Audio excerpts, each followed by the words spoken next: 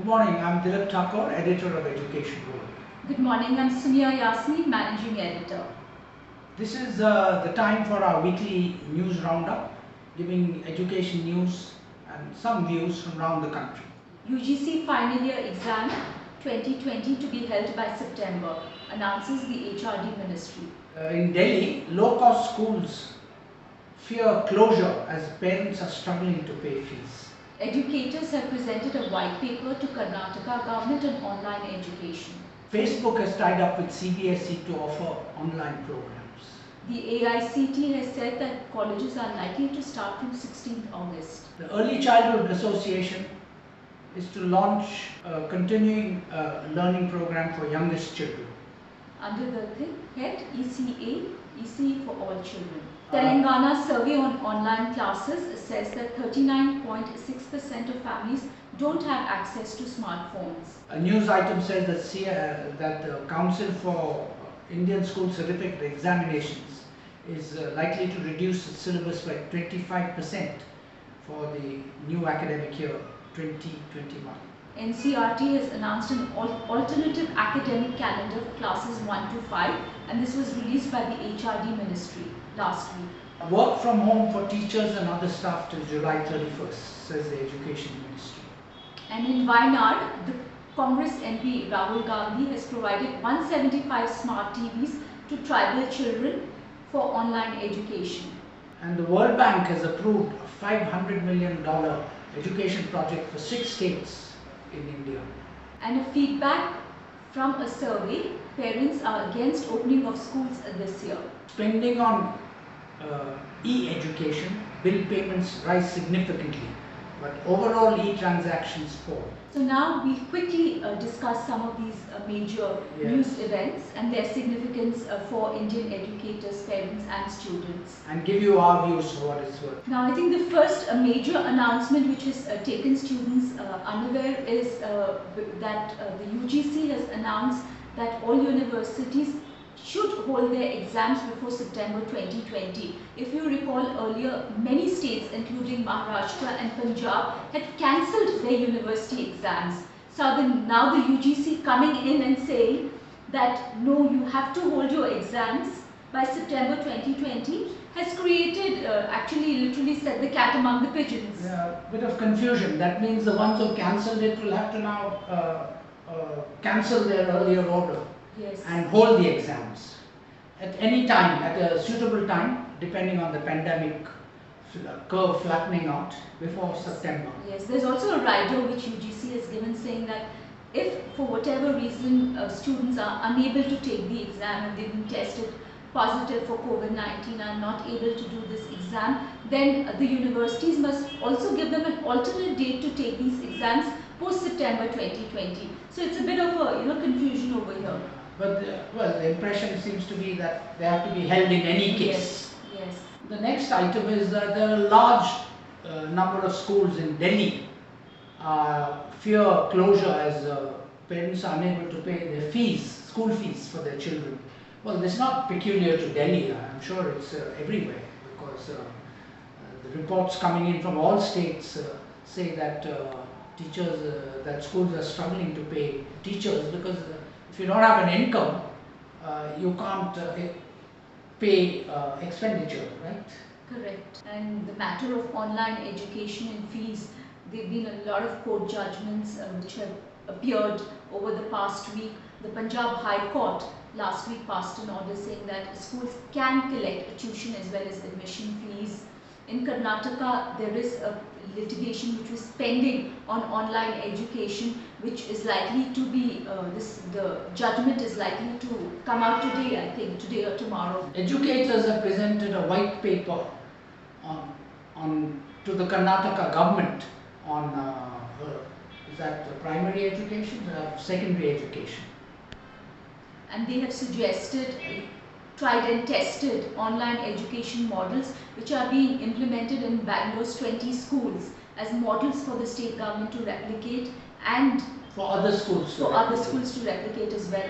In fact, the expert committee formed by the Karnataka state government to suggest guidelines on online education has submitted its report today, wherein it has made some good suggestions about online education. This is available, the entire story and the recommendations are available on educationworld.in. The other big news is that Facebook has partnered with CBSE to devise and design online programs. Yes. So that's quite a big bit of news, because Facebook is like a giant in this, and It's likely to benefit students. yeah, and it's quite a good initiative of CBSE to have tied up with Yes. Facebook, because we didn't expect a government-controlled board to be so quickly off the mark.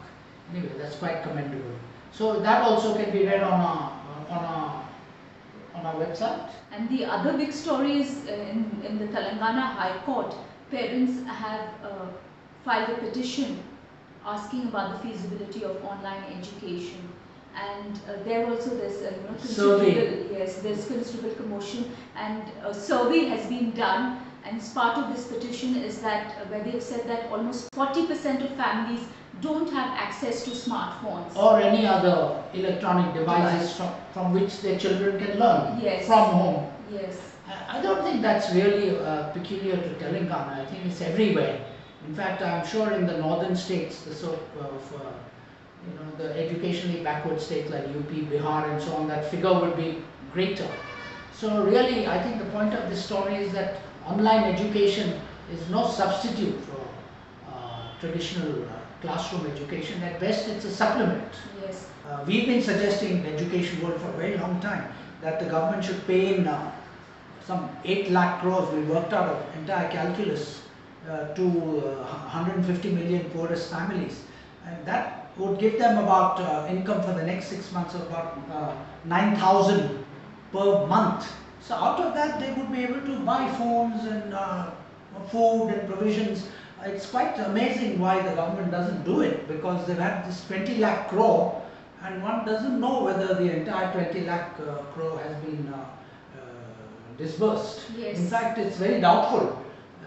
A lot of people say only some 3-4 lakh crores have been disbursed out of that package. So this is a good opportunity for the government to put some money into the bank accounts of the poorest people, so they can also fund their Children's education. Yes, that's a very good suggestion.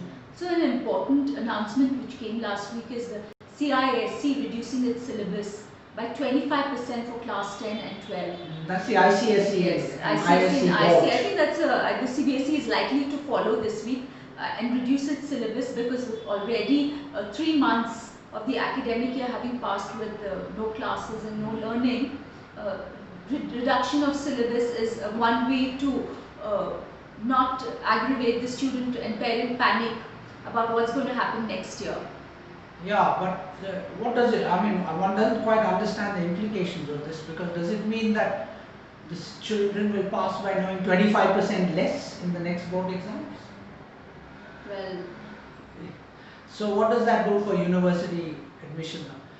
One doesn't know anyway. Let's keep an open mind on this, whether it's a good or a bad thing. the other good news is that NCERT has come out with an alternative academic calendar for classes 1 to 5. So wherein it has suggested how online education, it has offered guidelines for online For blended education, blended sure, education, yes.